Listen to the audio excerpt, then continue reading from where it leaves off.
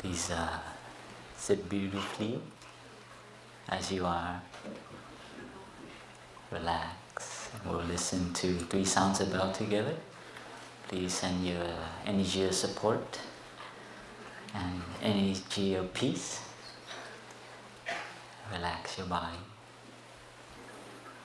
Breathe in.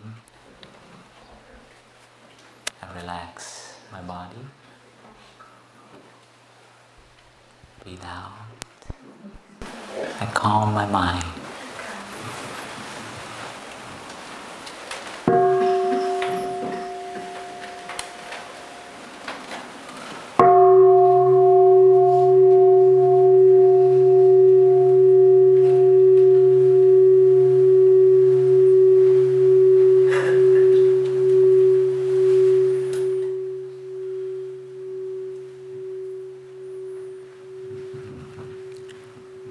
Breathing in,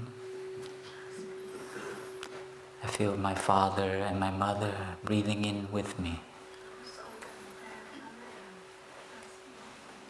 Breathing out, Dad, Mom, you are peaceful.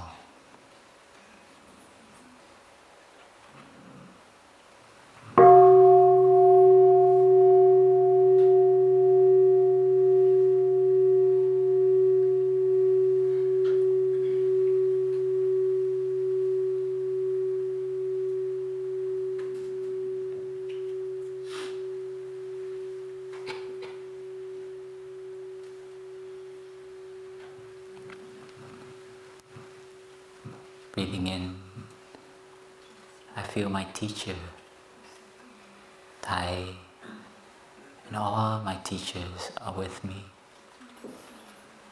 breathing with me. Breathing out, Thai, breathing peacefully.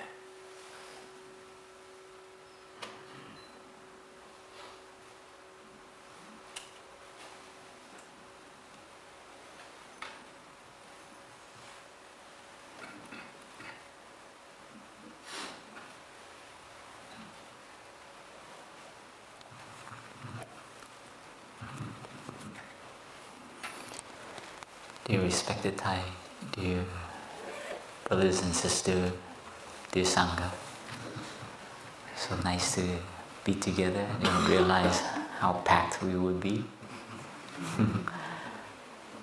You have nothing else to do for New Year's? You come to a monastery? That's pretty... sorry. Loving speech, I forget.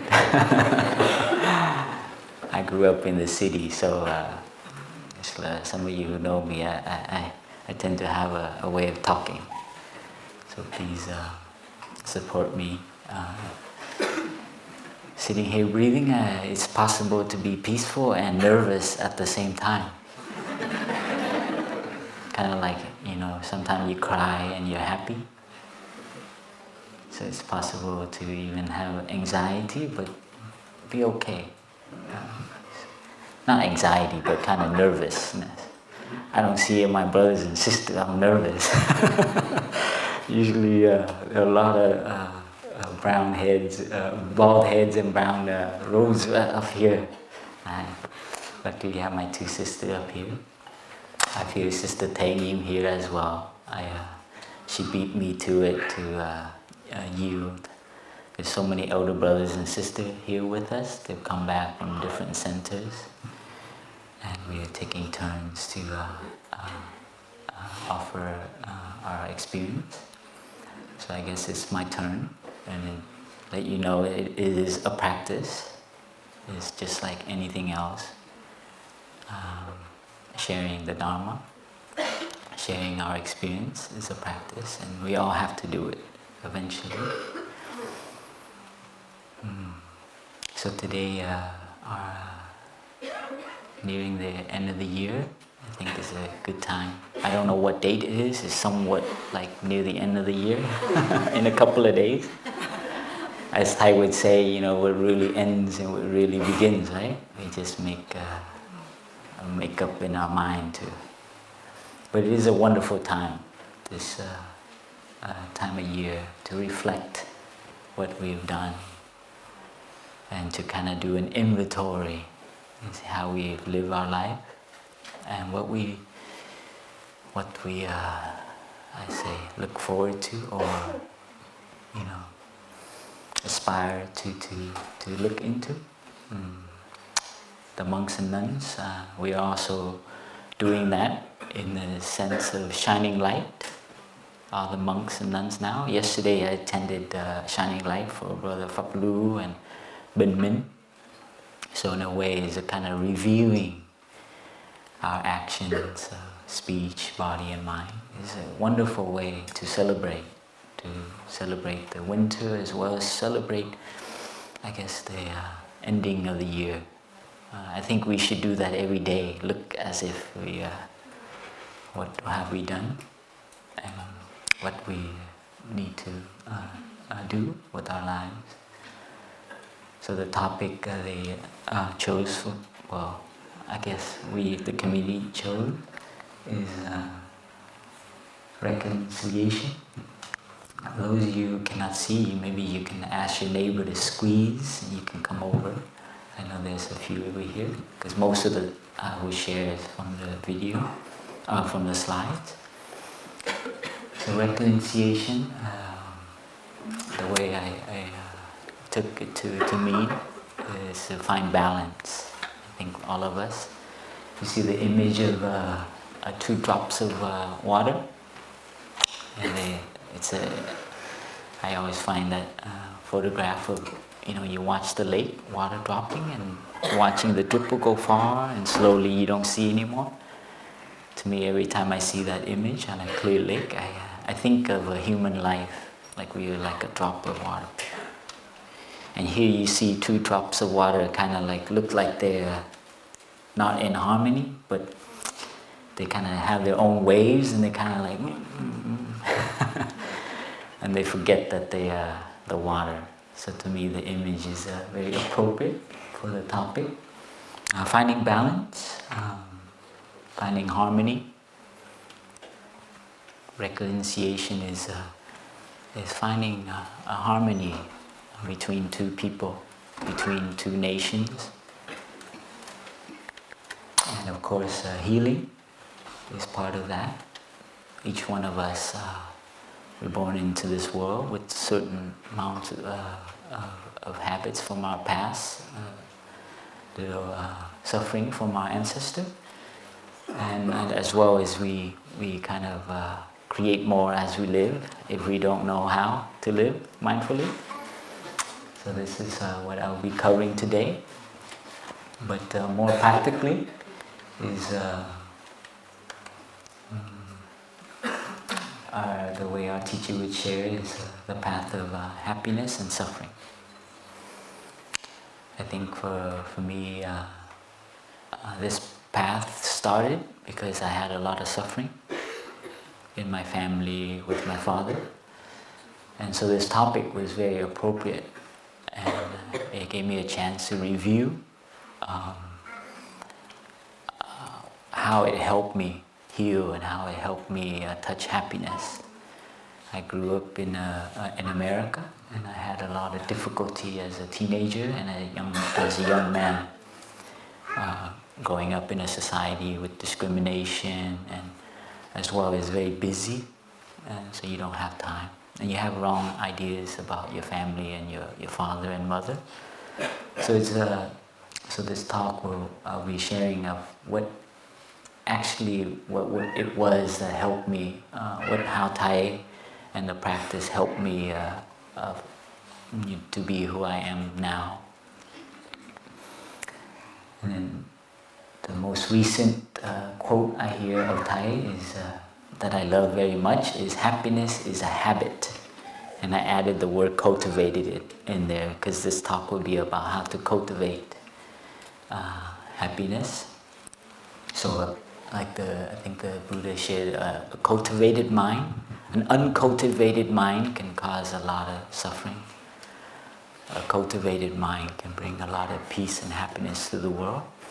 So the practice can be seen like that, is how to cultivate. What are you cultivating? Like a farmer planting seeds in our mind. And happiness is usually, you think it's a feeling, or you think it's a state of mind, right? Are you happy? They ask you, are you happy this Christmas? And you, yeah. Or are you happy on your birthday? It's just a kind of like, but what I love about happiness is a habit, is it's your responsibility. In this moment, whether you're happy or not, depends on how you look at it. So it's a kind of training, it's a habit. If you have a habit of looking negatively and looking at everything, oh, why happened to me, like that, and then that's your habit. So I like that way when Thai shared it, it kind of, brought a light to my mind. But it's also kind of made me a little not happy, because then you cannot really blame other people when you're unhappy, right? Because if it's a habit, it's your habit, not someone else's. So I was kind of, well, not the half and half, bitter, half sweet. And the other is, if you know how to suffer, you will suffer less. That is, I think within the last year, Thai has shared that a lot. And I really love, it's really stayed with me as a practice. So anytime I get irritated or something, and let's, like I was saying, I was nervous, and I was like, all right, let's be peacefully nervous. So it's a kind of way of looking at a kind of how to do things and be yourself, and not to try to grasp at something else. So if you know how to suffer, and the art of suffering is, I don't think Thai was suggesting we write a book on that. I think it would be a strange place on the bookshelf, how to suffer. Oh, you give that as a present, Can you imagine giving your partner a present? Here, honey, here's a book on how to suffer. That would be a great book. But you make sure your relationship is solid before you give that one.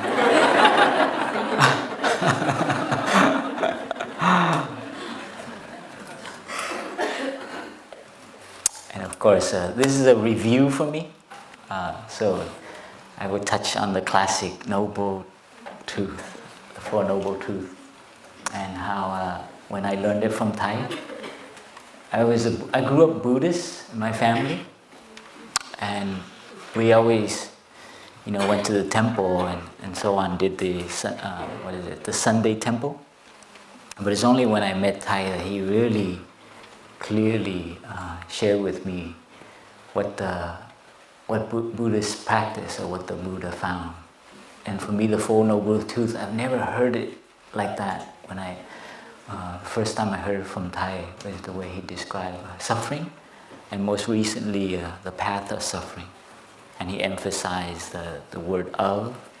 So it's how you are traveling on the path, how you are behaving, and what you're cultivating will create suffering or not. And the same with the last 3 and 4 is happiness and the path of happiness. Very, very clear for me is so these 2 elements, I think all humans experience. We are blessed, as well as we are gifted to be able to experience happiness and suffering. In fact, to experience happiness opens us, or makes us vulnerable to experience suffering. This is what I've learned from being in the practice, being in the community, being after. And when you suffer, it is also a chance for you to actually really appreciate and value is my moments of my deepest suffering as a monk, feeling shame, feeling guilt, feeling real heavy self-judgment, feeling even really regretful to shave your head. Because, everything practice, you have to be improving. Why are you sad? Why are you not peaceful? But sometimes your ancestors give you presents that that come up, and you suffer. And I think in those moments of suffering, I really, really touched something deep inside, and where it came from. And that kind of happiness is not like a birthday gift or a New Year's thing, but it's a spiritual happiness. It's a kind of happiness born from inside. That's what more deeper, and most of you are practitioners, the deepest happiness you touch is very internal. It has nothing to do with outside. And I think you know what I mean. And that's what I learn more and more, the deeper sense of happiness. And of course the path of happiness is the Buddha has described in his very first sharings, is the Eightfold Path. That's what I'll share a little bit about. For review, some of you might be new to this, the path of cultivating the mind. So I'll just briefly go over the Eightfold Path.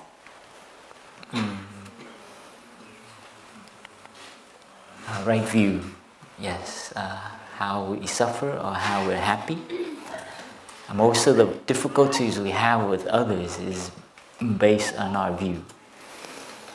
I had a view about my father that caused me a lot of suffering. And I cultivated that view regularly in each hour, sometime each day. So it's a kind of a wrong view that causes wrong thinking.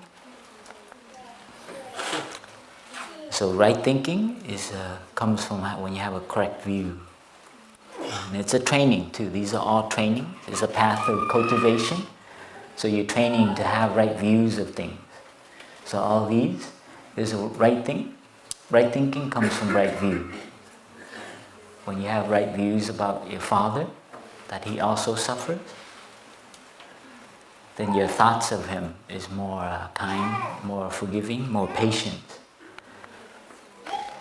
And of course that brings to right speech. What comes out of your mouth is usually it starts in here first. Usually you can hear yourself already, whether it's correct or sour or sweet. Your speech will come out like that. And so these you've all are probably familiar. How many of you are first time here? Yes? This is, okay, so I won't review this. I will try to share more. So from that, you have the right action. Right action comes from, when you, I use the example of my family. Like sometimes you have a view about your father, therefore you're very angry, so you always avoid them. So it's a kind of like ignoring. So that kind of action comes from a view. It's very, I think you all know that experience. So I'm trying to keep this on a more personal relationship level. Right livelihood, how we live our life, our behavior, what we choose, it moves from action. So these are how our surrounding and everyone we interact with. And we move into right diligence, is a way of training the mind. It's a kind of like an effort to train your mind. And I will go into that. The four right diligence. And of course you have right mindfulness, and then you have right concentration. This is a kind of review, so I won't go into all these in detail now. But right mindfulness and right concentration, and then right view here is right insight.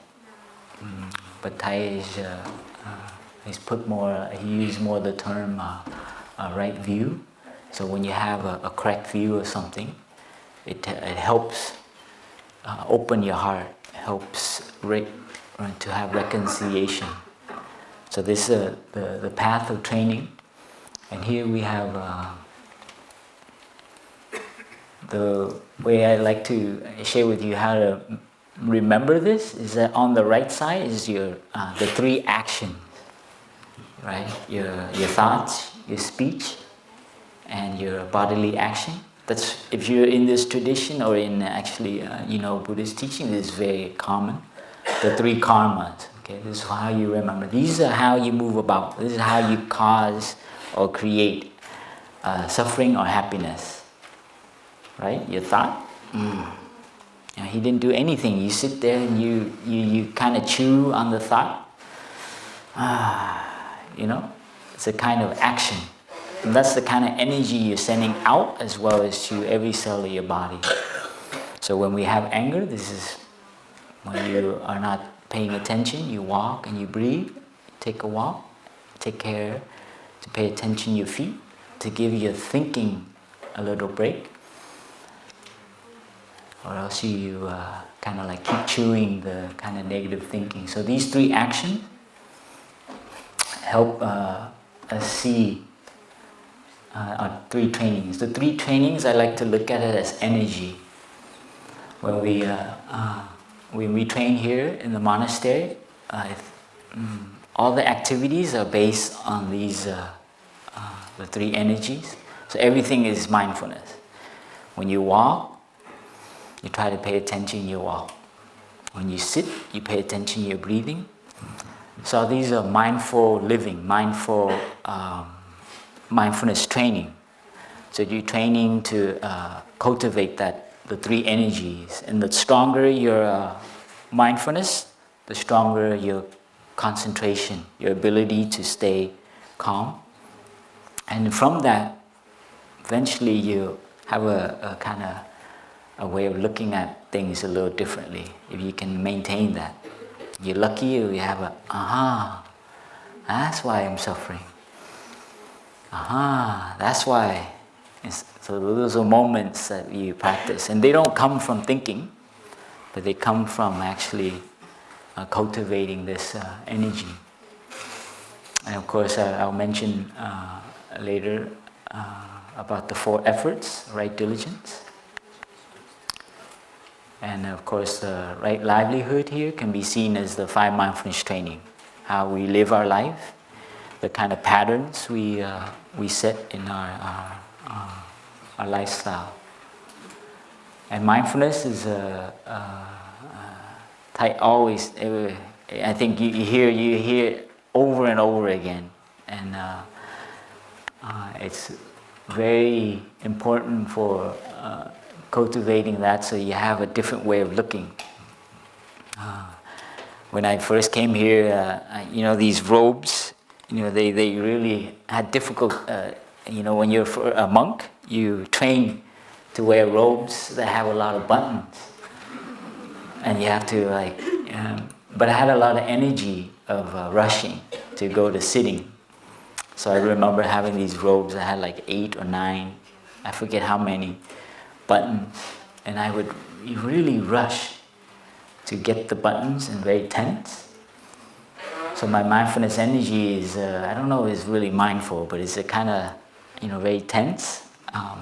So my view of the robe was different, it's a kind of a hamper, okay. But then my view, slowly, I saw, well, if it's a training, then let's see. So I began to button my buttons, try to do as mindfully as I can with the breath, to begin to enjoy it. And then my way of looking at the robes begin to change. So it's just, you see how the mindfulness, when you train, and you become mindful, and then your way of looking at things change. And this is just spur of the moment. I remember looking at the robe and not liking to wear that robe. I sometimes would just unbutton the first 3 and kind of do cheat, let it slide down. But now when I see brothers and sisters who wear it, my view of that robe is like a bodhisattva. It helped me very much at the beginning of the training. So even with, not just with people, but with objects, your views, your attitude towards those things, with the practice, you can have a different kind of view of it. And mindfulness, it's a kind of energy. When you take an in-breath and you recognize it's an in-breath, you take an out-breath, recognize an out-breath. You bring all of your attention to follow the breath. Why do we do that? Why do we train that in that way? Because it's this energy that will help us embrace, like a mother, like Taishin. It will help us recognize when things come up. Recognize that there's a baby that we need to take care of. Usually it's something needy inside, some kind of, or it could be your anger, something we need to take care of. We have to first recognize it, and we embrace it. So we hold it tenderly. I don't think I've ever seen a mother kind of like, hitting her child to stop crying. Usually the baby cries, and I love watching how the mother soothes the baby until it slowly, it has a little, like it stops crying, but it does it very sweet. It has a few spurts and then it goes back. And our mind is sometimes like that, right? We embrace and we calm, and then when we're calm, we can have a chance to have a clear mind to look at things deeply, and the energy is released. It's very basic. If anything you remember, this is why we come here and we train to do mindfully, opening the door, putting on your shoes. I used to rush putting on my shoes. It's a kind of habit, taking it off as quickly to get in the meditation hall. And my brother would do it very slowly, and it would annoy me actually. So it's a kind of recognizing, and then you choose, okay, you put your shoes down gently. And what does that have to do with anything? Your relationship and so on. But it's that same energy that you have respect and calm with putting down your shoes that you will use later to speak and to interact with your loved one. To reconcile, you need a lot of that energy. Because usually you want to take the shoes off really quick, right? When you're trying to resolve a conflict, you want to get it done, and now everything's okay, but it's that very energy that will make things break. So we have to cultivate this energy so it's strong. So when we breathe, today I will share, I had a thought of sharing reconciliation as a way of untying knots. I used to get, I remember many times in the past, getting very frustrated of untying knots, especially the big ones. And you try, your fingers hurt, your fingers. You try to untie a knot. And healing wound. So in a way, we each one of us in our growing up till now, we have little, we can identify a few knots. I call them. It's a wonderful way of the term. They call it internal knots. Internal knots. When I first learned of that, it really helped me. Thai would say no get. And they translate as internal knots. And that's when I begin to recognize I have a lot of internal knots with my father. You know, I never thought of it like that. I always thought, oh, he's my problem. He has a problem. He's is blaming. But it was the first time I realized, like, wow, it's actually in my way of looking. Like when I do sitting meditation, and the image of somebody like that comes up, it makes you tight, and it makes you go, That's a kind of suffering, but it's nice to see it like that. Kind of, oh, I have some knots. The way we tight.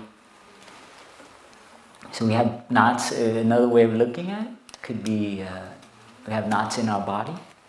Like we have little aches and little places that are always like annoying us. And more they're finding out that those are very related to the knots in our mind.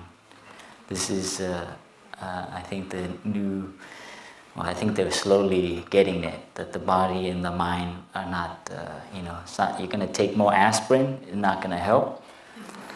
Or you take, what is it? You have, this might be touchy, but, eating healthy is a kind of, reading labels, very nervous about eating the right amount of spirulina, and then the right amount of this powder, and then protein powder, and you measure it, you're trying to cure it, I'm sorry if I'm touchy, okay? But I see someone do it, and they're very, it's very, intense, like, wow, it's like, it's food, enjoy it. It's supposed to be nourishing, it's not like, it's the only example I can think of right now. It's the way we look at our body. There's something wrong, we put this powder in. There's something wrong there, you do that, right? And you have an ache here, you go get somebody to crack it, and then 3 weeks later you have the same thing. So it's a way to approach the body and the mind that is we need to re-look at. And I think the way out to liberate ourselves and our society, we have to really look at that. And actually, they're making a lot of money because we don't think otherwise. Vitamins, this. Anyways, don't start a revolution. I'm not here to start a revolution. I have a strong habit. So not physical, just go review here. It's funny, the brain kind of looks like a knot, doesn't it? I love this image, And it's in a jar. So do you think you're special? Yeah, this image is something very Star Trek-y about it. So these are our physiological and our physical system. And slowly, I think I think in the past, maybe they had less separation between these physical and the non-physical. But here the knots, I think the list can go on, but I just identify some of the main ones. Like in the Buddhist teaching, they always mention anger, craving, and ignorance. The three, boom. I forget in Vietnamese what they're called, but they're like the huge source of like all the suffering. Is tham, sân, si, Those three are like, they all come back to that. Because you're ignorant, therefore you're jealous. Because you're ignorant, therefore you're suspicious. Because you're angry, the other one. Anger and craving comes from our ignorance. Wrong view again. We're back to wrong view. So here I think mainly I just wanted to share that these knots that we have so much advance in technology to, I think recently my brother told me we landed on a comet, and it was a big feat. He was so happy. He was like, wow, we landed on a comet that's flying, and we turned something and we landed on a comet. And I was really happy. We were walking at night, we see the stars, and we stop and we look. And it's amazing what we could do. And yet we can't do this. Untie knots peacefully. So we have to ask. Every time you hear good news, Google has done something with glasses. Google glasses. Wow, that's great. But can you change your view? Very hard, huh? When I hear about Google glasses, that's the mantra I have, is like, can you change your viewpoint? Even if you're right. Yeah, it's tough, huh? Even when you're right, can you change it? And be open to another viewpoint. I'm going to give Google that challenge. Yeah. Make a glass where it makes you look at things 5 different ways every time.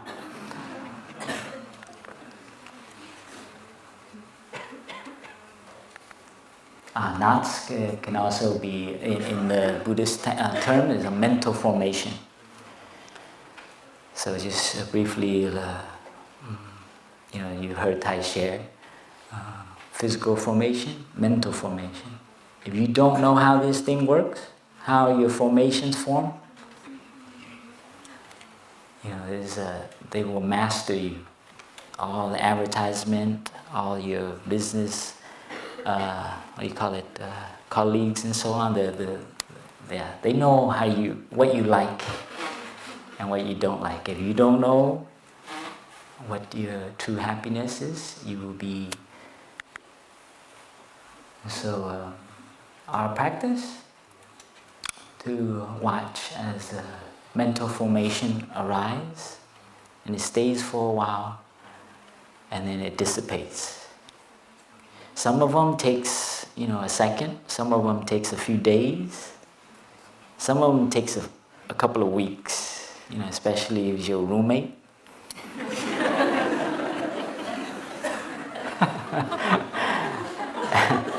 And some of them can take many years if it's your loved one. It's a shame, isn't it? Your loved ones, this process takes a long time. Why is that? It's a good question. Why is it that the ones we love, we have a mental formation with them and it takes so long? I sat in the back of a car once and I watched a couple driving in the front, and the mother wanted the air conditioning on for the daughter, and the father says, "It's not the air conditioning, honey." And she says, "It is the air conditioning." And so it's not, she's fine. And then it became not about the air conditioning anymore. So you can see the habits of thinking, the way we, I'm sure they had some points of view about being stubborn and so each other. That kind of viewpoint caused wrong speech, wrong thinking. So in those moments, if we are mindful, we know how to breathe, and we know what to do, what to say, and what not to say. In the Buddhist teaching, they identify 51 mental formation. And I think if you look in Thai's book, something, I forget the title, I get mixed up all the books, but he identified a few more. It's very interesting. I think it's something understanding the mind maybe, or the heart of the Buddhist teaching. Sorry, I'm not a very good student. And so, mindfulness, it helps us recognize the arising, remaining, anticipation. And this is, I share with you when we have a mental formation come up, and it's strong, and you have to have trust. You have to, when you live with a community that's living and practicing, it's very helpful, because they remind you not to be stuck in your head, not to think. You do walking meditation every day, you go eating every day. So the different kinds of energy, going to eat in the dining hall is you take a break. So in a way, having a community to support us is a very important in the practice of cultivating our mindfulness energy. And I think this, I love looking at this image, is for me, I think we have things that from our ancestor, that they all come up, our habit energies. And more I am discovering some from my Chinese ancestor, my Vietnamese ancestor, as well as how I grew up. Like more recently, I discovered that I have a strong kind of like a rebellious energy. Because the way I grew up, I had to defend myself a lot from discrimination. And so if you're walking and you're mindful and you're calm, you can recognize these. And you can embrace yourself. These energies, so you practice, the interpersonal relationship, the speech back and forth, reconciliation is one thing, but reconciling with yourself, with the inner, these energies you have.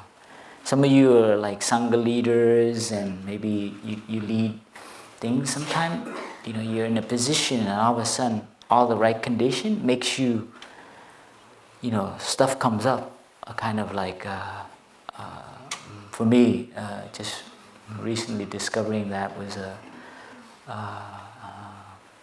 gift. So with the mindfulness energy, it's not just to help your interpersonal thing, but you really look deeply inside. You can touch some things in there that when you're busy life, you don't have time to look at that. So meditation, it helps us. Walking meditation or just the regular practice daily, you can recognize the very subtle energy. I realize that, I always like in Vietnam to defend for the other kids. And when I came to America, we were also minority, so we had to defend ourselves a lot. We were shipped into different neighborhoods, more rich. So that was how I, as a young person, what I was cultivating my mind of kind of fear and always defending. So I think that's something, my homework for next year to look at.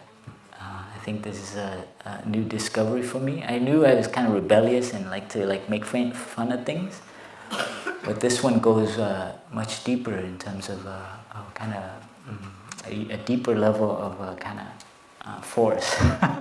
I think you know. And so these are the habits. These are some charts I like to show you. Like, depending on how we think, and we have patterns. Now they call them neural pathways, right? Yeah, it's a kind of a habit. Yeah, you see, a dog can do that. I like looking at this because I don't think we could do it. It probably takes a while, right? I balance a cup of coffee on your head. So it's mind training. How to keep a cup on your head. So how to be cool when it is needed. During meetings and stuff, if it comes up, can you keep the cup in your head? Or if something comes up in the house, see, mindfulness and concentration helps you. Nothing can replace that. You can know and read all the books you have about family and about meditation, but if you don't cultivate it and you don't practice and train yourself, it's like reading all the books you want about tennis or playing violin, but you never hold one up. So here at the practice center, it's not about Buddhist, I would say it's not Buddhist studies, but it's about Buddhist practice. So what I share with you here, you should forget after and just get back to the practice.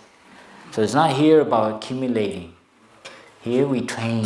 See, there's very different, the word training. This is not a place to learn about meditation. It's a place to practice mindfulness. And this is for me the difference from going to a temple and going to a practice center. And so from that you can learn the art of how to recognize when knots are formed, get into that and recognizing what kind of knots you have. You don't have to untie them all. That's what I realized, especially the big ones. You don't need to untie it. You just say, hello, I know you're a big one. Like the one I just discovered my answer. You don't just get down to it and try to, because you're going to beat yourself up. In fact, you might go crazy. And we've seen it. When you try to, do something that beyond your ability and your concentration and your calm and peace and your joy. So you need to have a lot of joy and happiness. That needs to be cultivated. And untying knots, there's an art of that. And I share with you a little bit from my own experience. And knots here around you is usually those knots, those tightness, anything that you feel aversion to or anything you want, usually there's a really strong mental formation involved with that. So watch yourself. I like to share because my brother, when I was first come here as a novice monk, I like to tell this story because we were roommates and I was trained as an architect.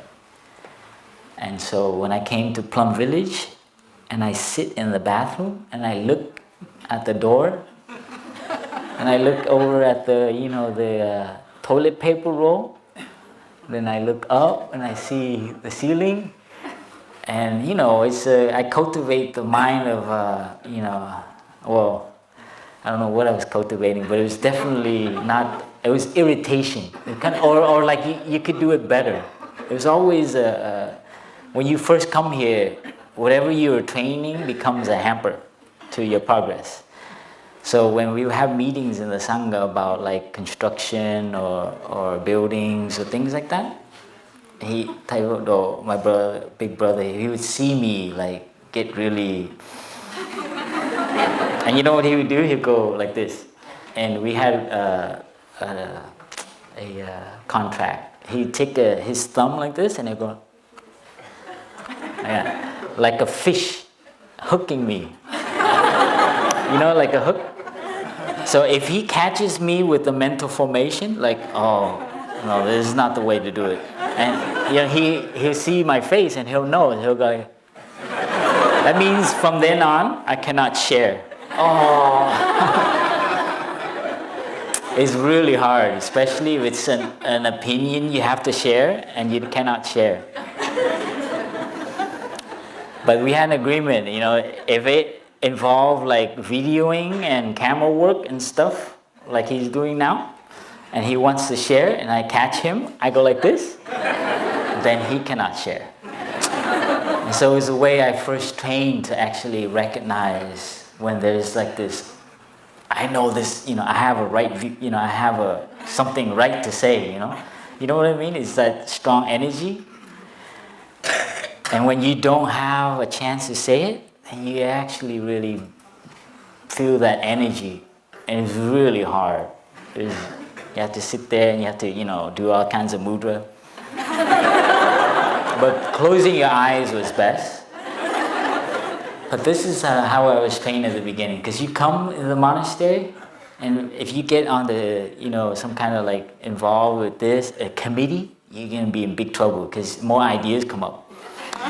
Some of my young, I think, lay friends, long-term here, you put them on a CTC, a little group, all of a sudden they're involved with organizing, a lot of suffering. But it's advanced training. If you want to train, join a committee. Because all your habits have come up. I mean, you think you're doing good for the monastery, but actually, you see. So if you want advanced training, come and live long term, and we'll put you on a responsibility. And then all of a sudden, all this habit ancestors come up. It's like, I know how to do it. I know how to get this monastery back to shape.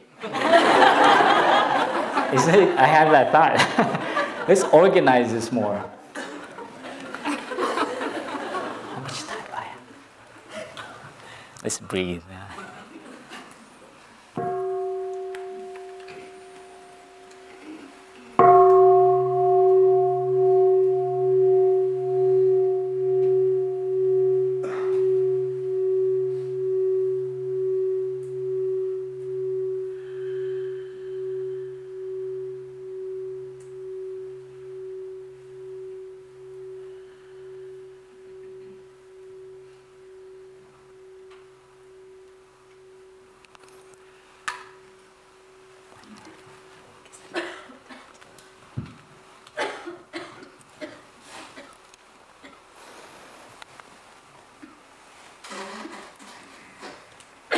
So I'll share with you more in detail how a knot or how a viewpoint is formed.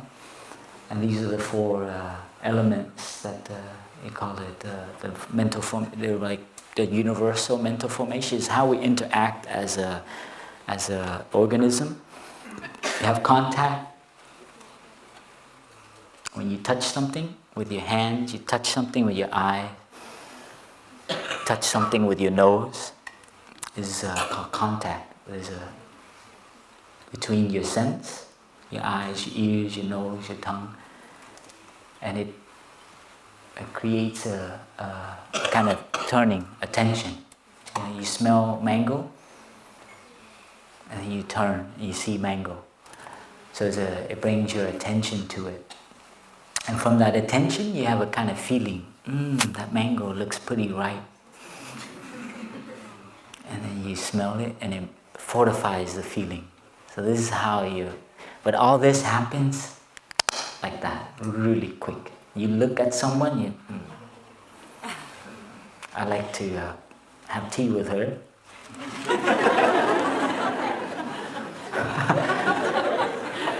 She looks very peaceful. That's more like Plum Village, right? Oh. Well, I'm so glad Thai is not here. Dharma teacher, you can hang my lamp anytime. Mindful speech here. But this is reality, right? You know, especially you come to a monastery. You know, you don't get much television, internet. So the only thing you have is food and each other.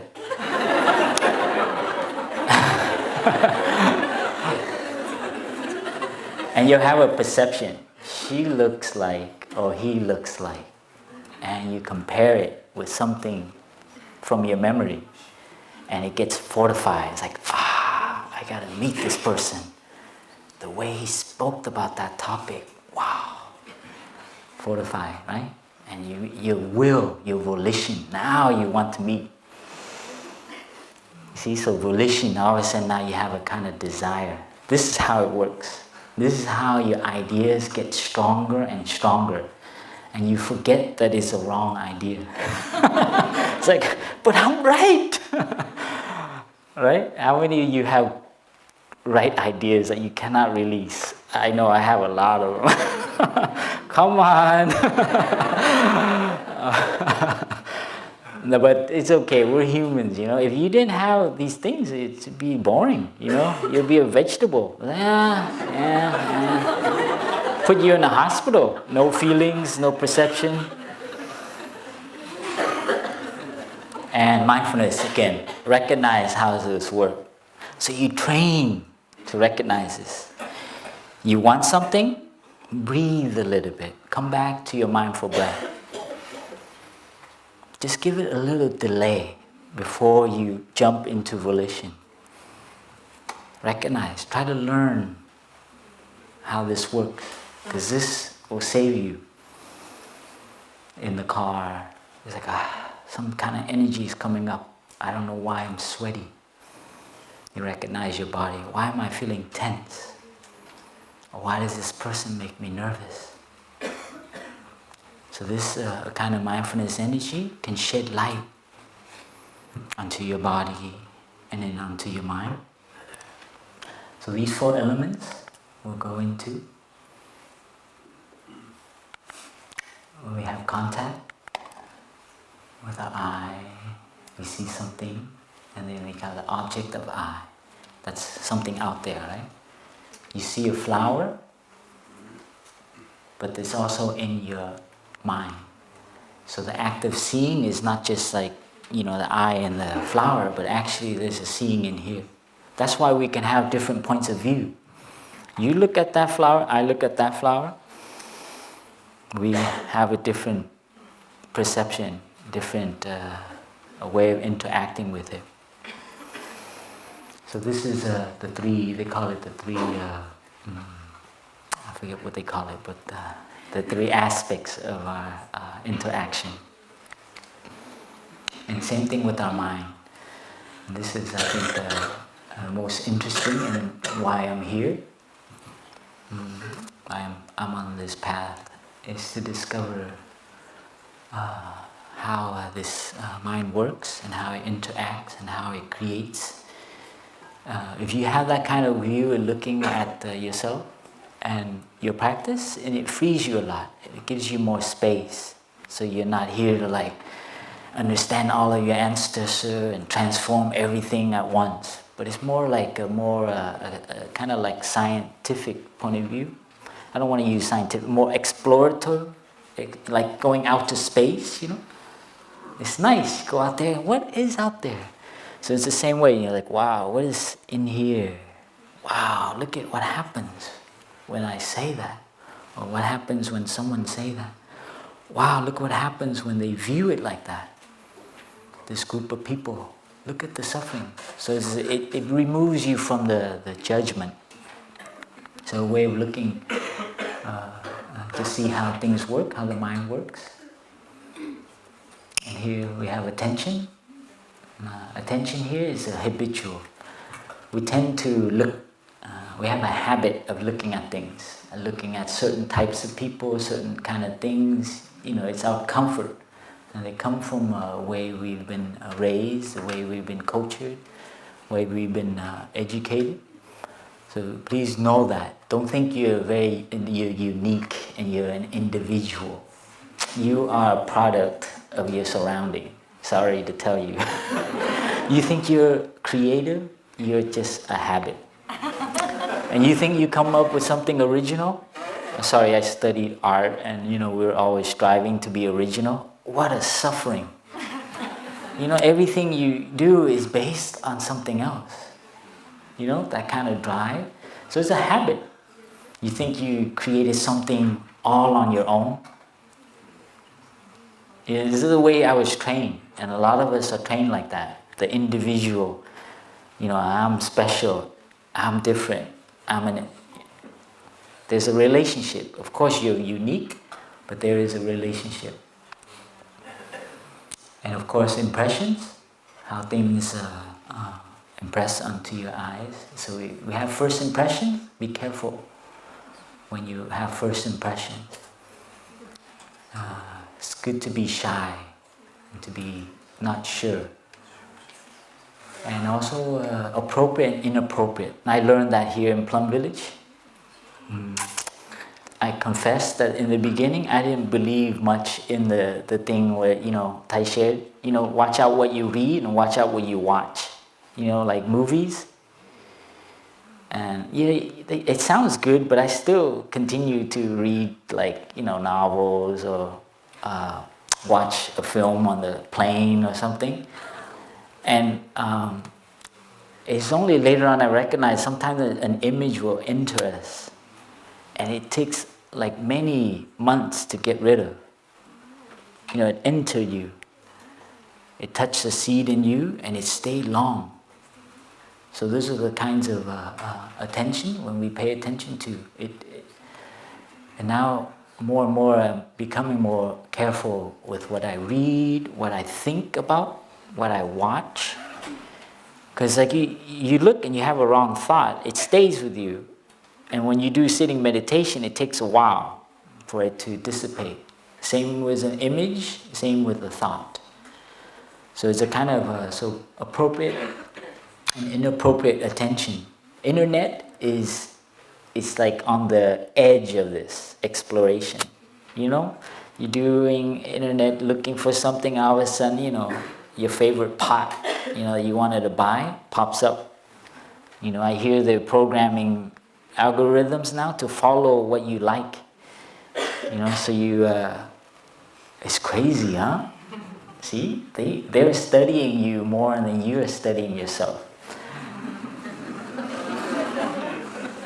So you think you're being, it's so convenient. Oh, how nice, they are so thoughtful.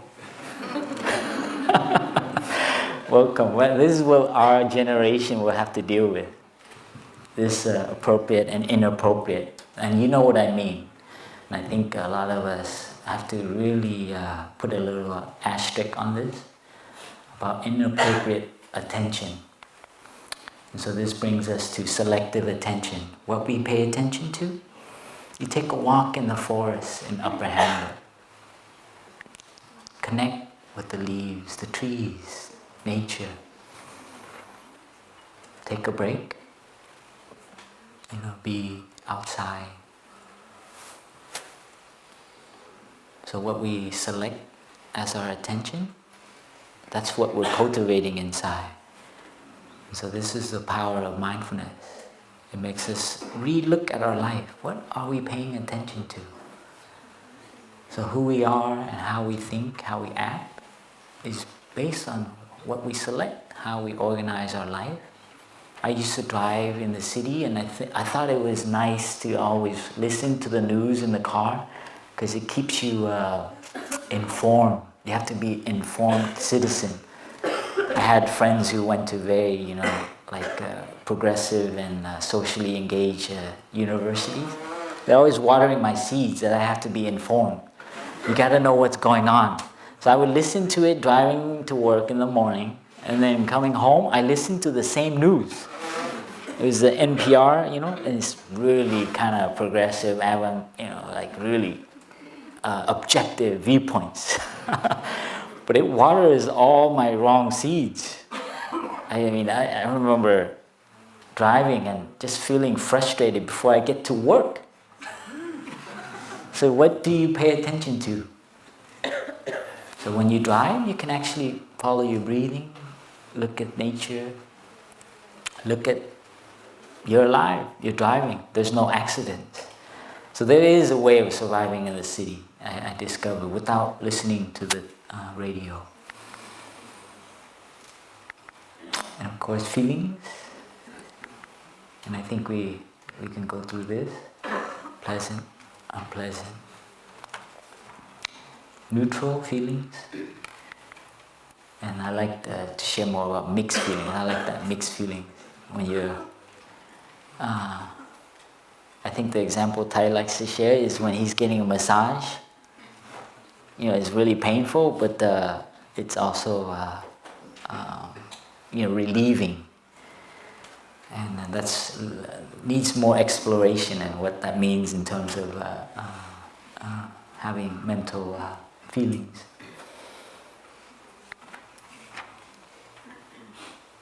So pay attention to what kind of feelings and why it makes you feel pleasant and unpleasant. And perceptions. And like I shared, perceptions it's very cultural. It's very so you have to practice to be more open and learn how perception works. When you look at something, when you look at people different from you, or think different from you.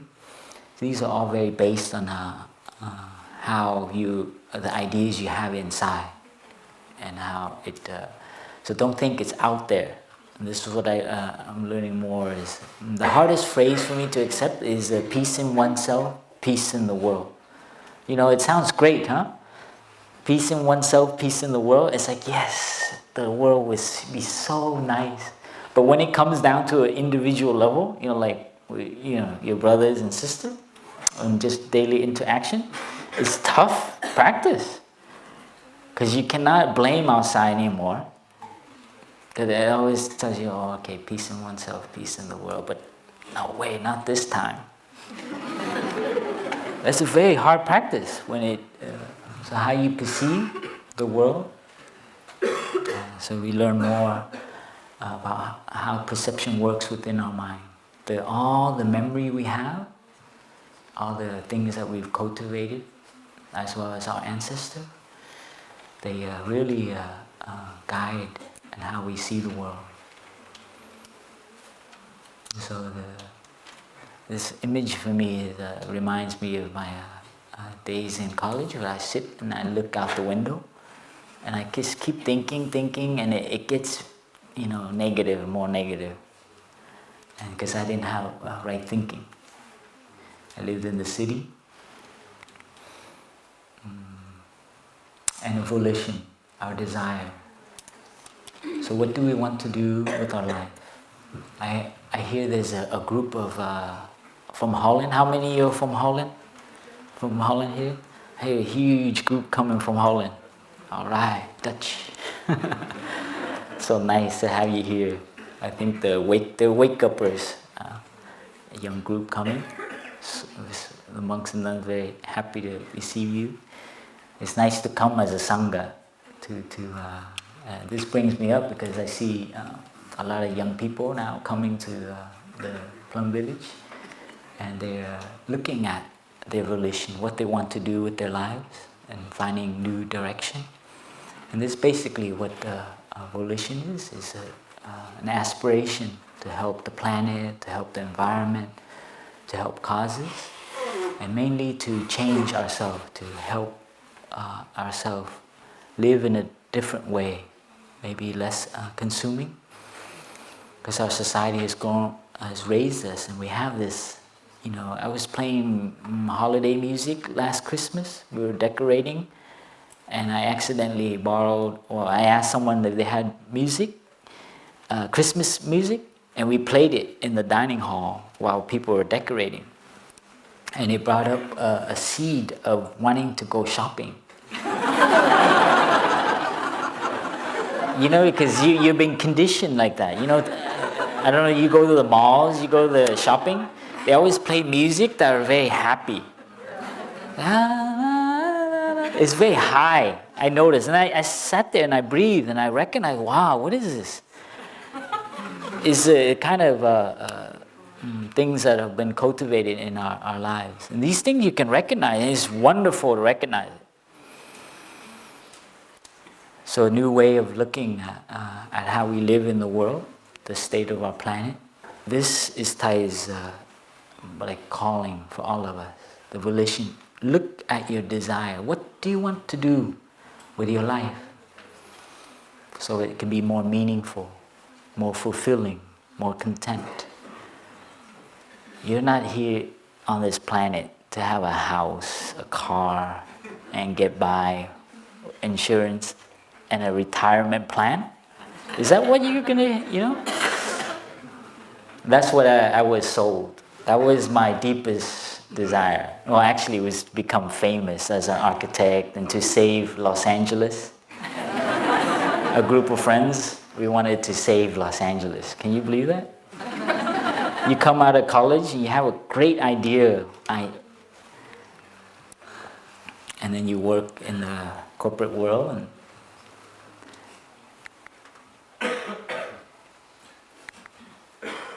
and again, please, is cultivating joy and happiness is very important in our practice.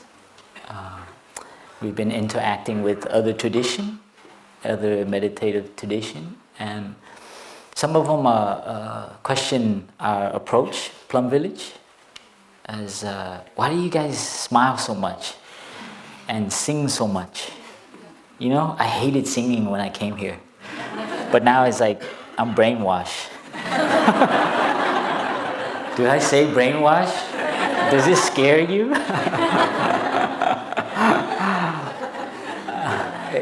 You have to look at the word, brainwash. My brain needed some washing.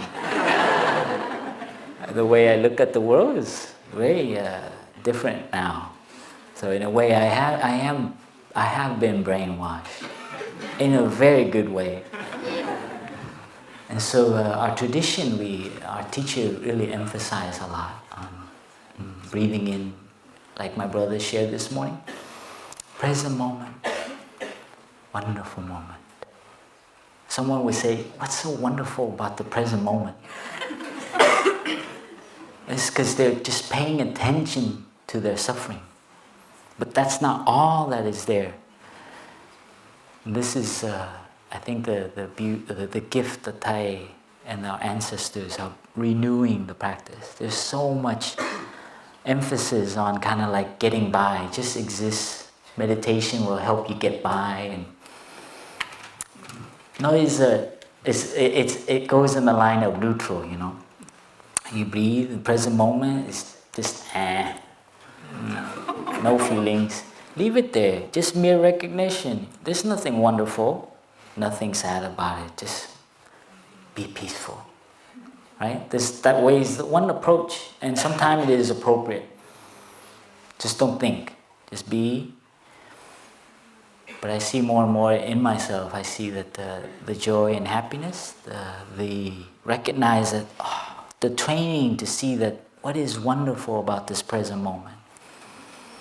When I first heard Thai said, you have eyes in good condition, when I remember first hearing that, as if like someone showed me the blue sky. It's like, yeah, my eyes. I never thought about my eyes in good condition. But you see the difference? It's like, wow.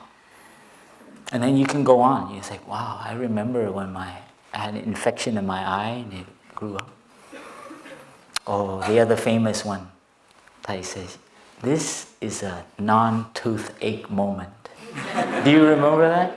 And I was like, what? A non-toothache moment. That's not discrimination. You see, that is actually paying attention to something else.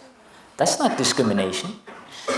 In fact, keeping it like that is actually, you're not very mindful. Right now, there are bombs being dropped in another place on the planet. Do we know that? You feel that? That it changes everything.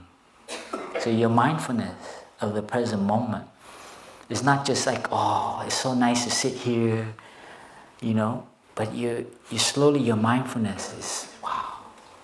And it really makes you appreciate and see this is a wonderful moment. We are safe. We're in the embrace of the Sangha. We are surrounded with people who have the same intention. Wow, what other place like that? All of a sudden this moment, it makes your hair stand up. This morning, my brother shared like that. I recognized right away, wow, I'm sitting with my brothers and we are still here. So it's a matter of what you pay attention to. Do you want to look? So train yourself. This is a training. What is it? Happiness is a habit. This is it. That's that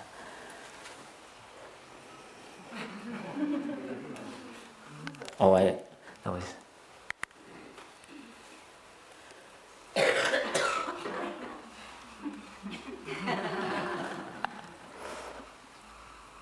You can still see it.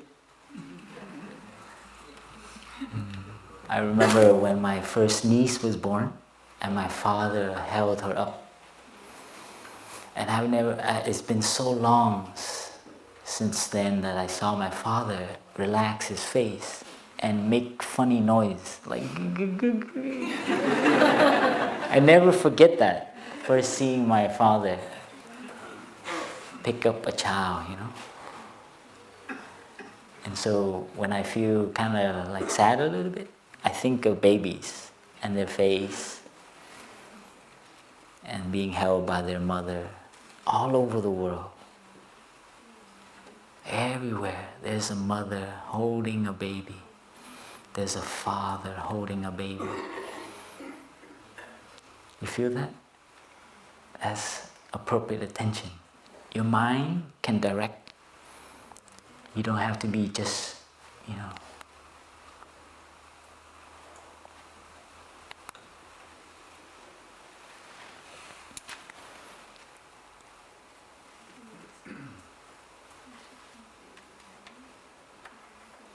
I will go a little quicker. 4 efforts. I'll review this quickly. When a positive thought appears in your mind, practice to maintain it and sustain it there. Recognize it. When it does not come up, and you organize your life so that you have more chance. I remember visiting my boss when I first became a monk, and he had a surfboard in the back of his office, this big office, and he put it back there, and we were talking, and he started crying because first time he saw me as a monk, and he shared, you know, it's something I I wanted to do when I was young. I think you've chosen the right path. I wanted to go on that path, but I got caught up and I became very successful. Now I am the president of this architectural company. And he went on, he was crying, and he said, I used to love surfing, And he shared about his life. And I remember looking in the back and seeing his surfboard and saying, why do you put your surfboard up there? Why don't you take it down and use it? Nobody forced you anything, no one forced you to do anything. So it's a way of looking at your life so that you don't,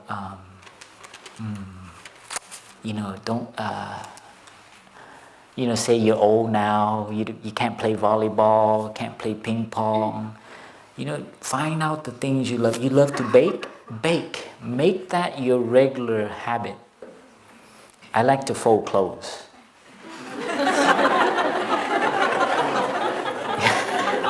I don't have an iron. Sometimes my brother, we have one iron in for like 50 months, So you have to learn how to fold your clothes so that you don't need an iron.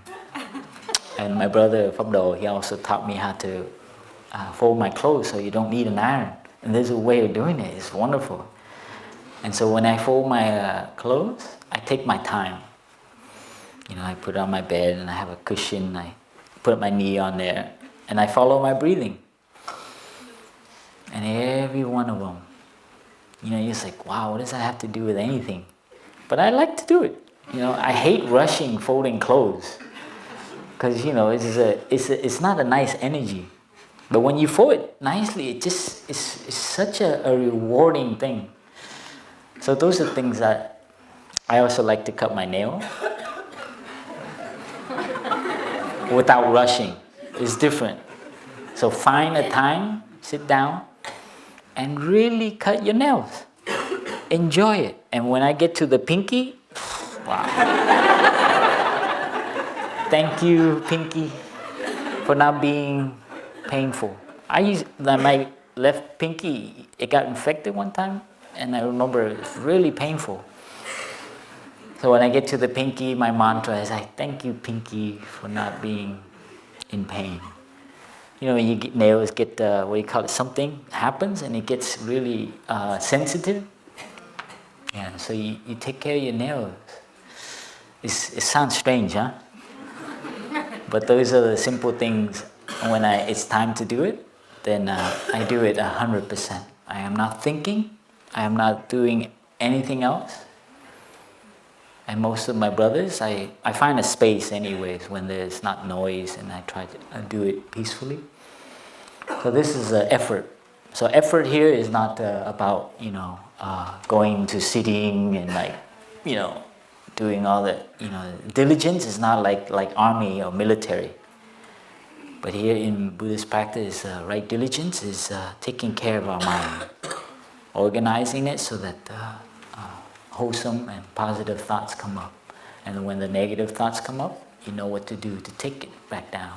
To go for a walk, take a break from the situation. So this, I think I'm repeating. And some of the practices I do, besides, the hooking, I've learned to recognize this mere recognition. So the delay I shared you about, just recognize something is happening. So the breathing helps. Take a few breaths.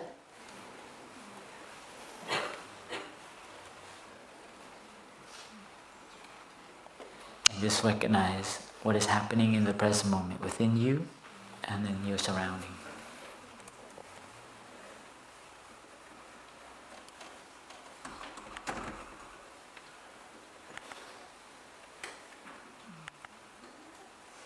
And of course, releasing view. Living in a community is a big practice. We have different views. We come from many different cultures. So it's a wonderful way to practice, to share your view, but let it go. So this is one of the things I pay attention to, especially when I have a strong view on something. And the one I learned from Thai, changing the pay. Most recently, he shared more like changing the CD. So when you have a kind of view, maybe you adopt your brother's view. I do that in the meeting, Like, I can see it like that. It's like putting on his shoes. It is very nice. It's so freeing when you do that. It's like, And I actually visualize like I'm gonna shift. In Deer Park, I used to sit on the nun side sometime. And I sit and I become a nun. I become a certain sister even. And it's very nice practice. Sit down and be your father. Don't be yourself, be your father. See how you feel. Feel your father. Feel his struggle. He's trying to do his best. Feel him trying to love you, but it is difficult. Yeah, you can sit like that and nourish that kind of... this is meditation. It's not nirvana and like trying to get enlightened. Meditation is to become one with the other person, to see our connection. And opening view. Oh, I like that one. I don't know why I don't stop. This one right here is...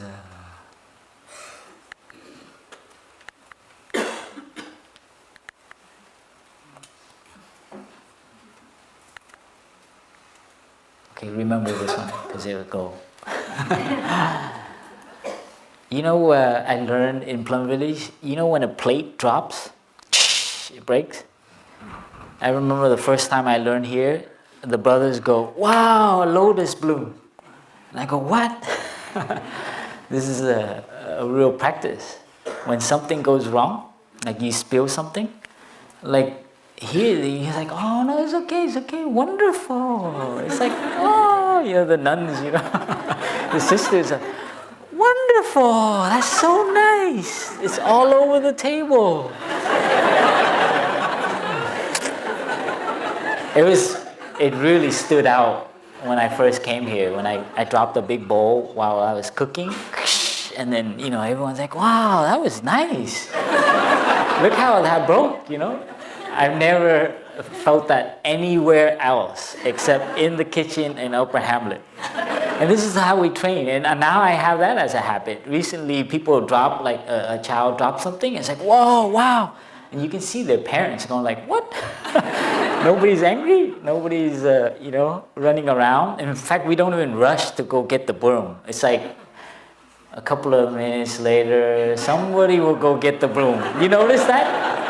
It's not like, oh, somebody go get something, clean it up, Like, nobody does that. It's like, whoa, look at that. If you train to be open to milk spilling, coffee dripping, plates breaking, train to not react. Wow, look at that phenomenon. Breathe in, delay, take a break. There's a chance that you might have a different way of looking at it. If you train like that, your relationship, your difficulty, you will have that. It's the same energy. You go, wow.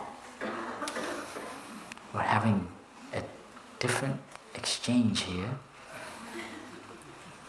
You see the breathing? This is a very interesting training, huh? And testing views, of course.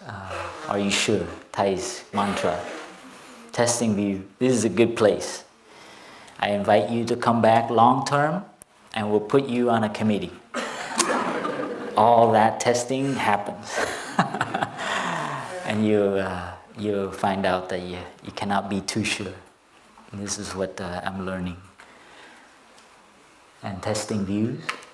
And it's okay to have views. It's not to say you completely have no preference, but be careful that it does not cause suffering. And of course, the best and the most difficult is releasing views. And you see this child, you think he has a view? I love looking at this picture. What kind of views do you have about? He's probably looking at his mom.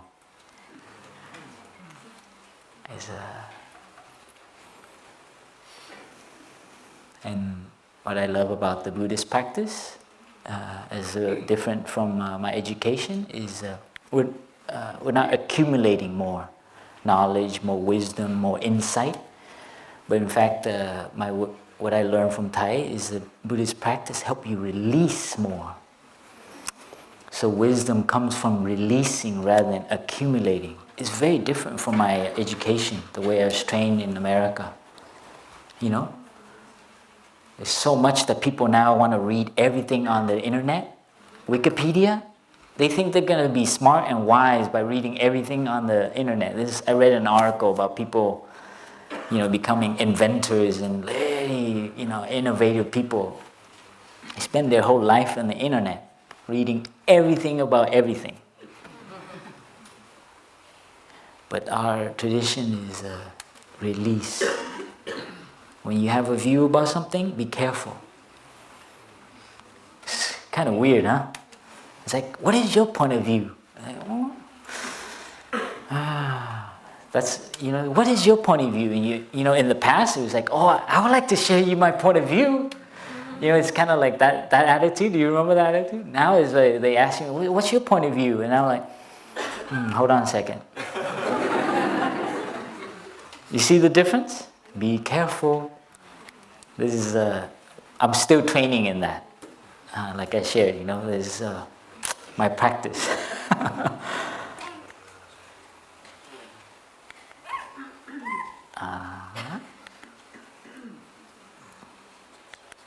Again, another beautiful image of children. And I'll end here with evolution. Yes, we are evolving. This is like a famous kind of a diagram. I edited it a little bit. I put someone that looks like a basketball player, and then the thinker, and then yourself as a meditator. And here the thing most recently informing my way of looking at our practice is a kind of medicine for my past habits. Being active, involved, engaged in like doing things was very like it was just in my body. It was very tense, as well as the thinking. There was a lot of too much thinking, unnecessary thinking. And I think the meditation now is teaching me more the being alive, enjoying this life. The short period that I have on this planet, in this form, and doing my best to help others do the same.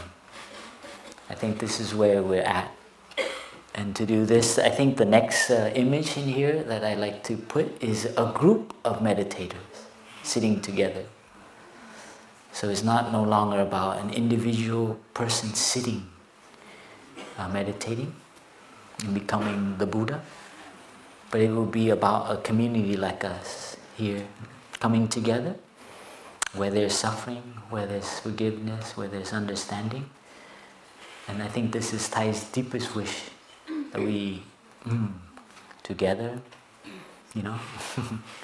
as a community, to stop and be a place where we don't do much, we just be more.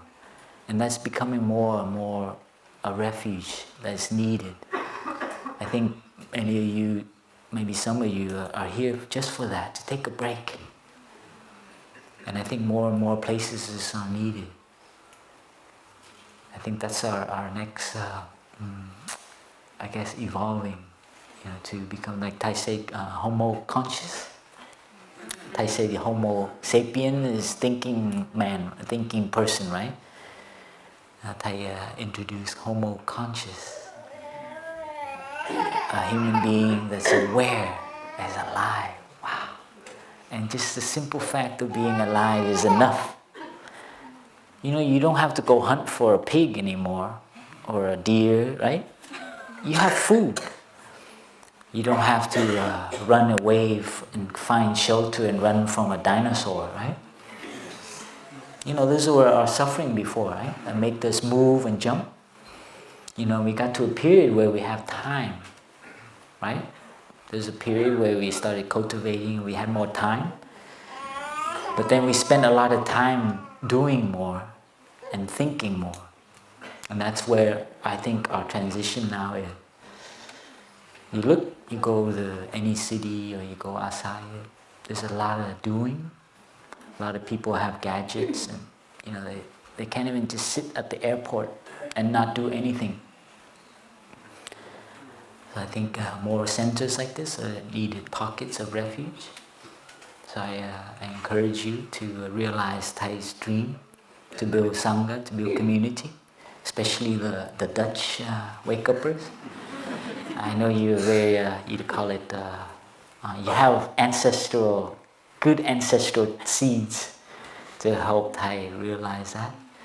And so we end here with just inviting you to reflect on your aspiration as a human being for Mother Earth, for this new year. I think it's not just for this new year, but for its future generation. And I think I share this on behalf of our community, on behalf of our teacher. That is his deepest wish, is to make more communities to practice like this. To cultivate more understanding and love. So thank you for listening to and being here with us.